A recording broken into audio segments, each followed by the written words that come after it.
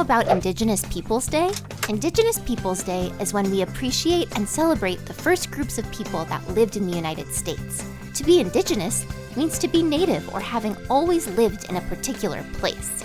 There are so many things to learn from Indigenous people, and there are so many different Indigenous groups. You can celebrate Indigenous Peoples Day by learning more about the Indigenous people that come from where you live. You can learn about the foods they eat, music they listen to, or even the clothes they wear. For example, the Yurok people make up the largest Indigenous group in California. Every year, they have a salmon festival with a parade, food, and music for the community. Indigenous people have special stories and traditions to learn from. It's important to listen to and respect their history and experiences. Happy Indigenous Peoples Day! To enjoy our library of over 300 classroom videos, please visit www.wondergrovesocialskills.com or scan the QR code.